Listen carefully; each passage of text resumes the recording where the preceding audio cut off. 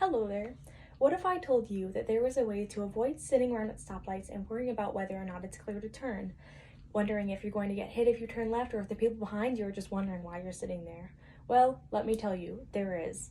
Roundabouts provide a better alternative to other types of intersection like stop signs or stoplight controlled intersections. As someone who's actually from the roundabout capital of the world, which is Carmel, Indiana, I've experienced their many benefits firsthand and would love to share their advantages with you. Roundabouts are safer, more effective, and more eco-friendly than other forms of intersections. When we're thinking about what the ideal intersection would be and why we would want to switch to roundabouts, of course, the first thing that comes to mind would have to be safety. Are they safer than other intersections? And the answer is a resounding yes.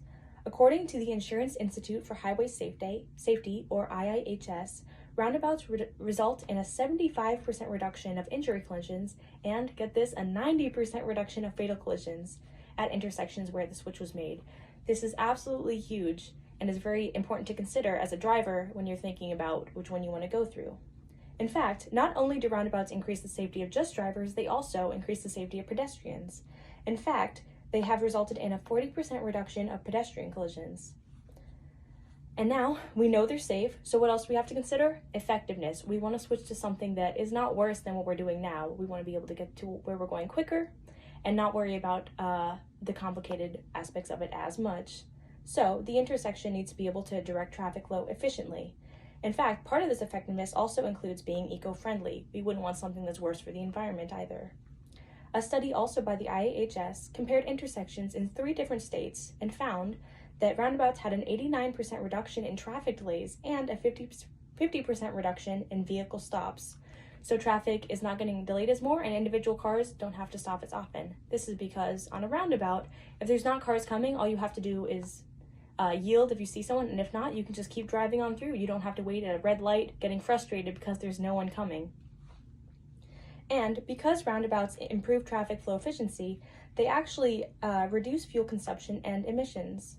In fact, roundabouts reduce carbon monoxide emissions by 15 to 45% and CO2 emissions by 23 to 34% in a study found by the IIHS. This is especially important in today's time when we're considering global warming and wanting to reduce our footprint in hurting the environment. And now that we know roundabouts are definitely safer and more efficient than signal-controlled intersections, let's investigate how exactly they achieve these and how drivers can benefit from that. First of all, roundabouts have multiple built-in features that actually aid their safety. Due to their continuous flow and curved path, drivers end up going much slower on them. 1, because they're not rushing to beat a stoplight, and 2, they actually have to slow down if they even want to make the turn. Because the speeds are lower, there's a reduced risk of collision, and if collisions do occur, there's a much lower risk that they will be severe. And this was found by the Washington State Department of Transportation. In fact, Andrea Bale, a TOPS traffic safety engineer, stated that people say they're unsafe because it's hard to judge the gap, but even if something happens, your risk of a fatal crash goes way down. So even though roundabouts might be confusing for people at first, even if someone does make a mistake, the risks of it are fairly low, the stakes rather. Another thing about roundabouts is that the one-way nature of them actually eliminates the possibility of a lot of types of collisions overall. T-bones, for example, head-on collisions and left-turn crashes are all impossible because vehicles are driving in the same direction. As well, the increased efficiency of roundabouts would have a lot of long-term benefits rather than just helping traffic in the current time.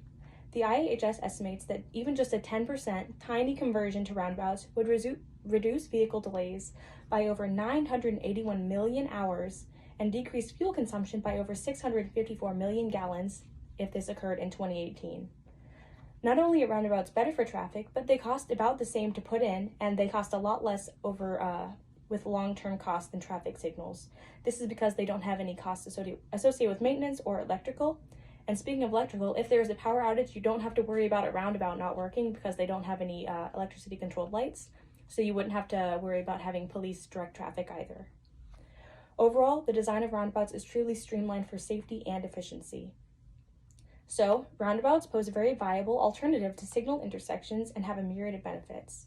They increase the safety of both drivers and pedestrian by their low conflict design, and they also direct traffic in a more efficient manner that results in environmental benefits.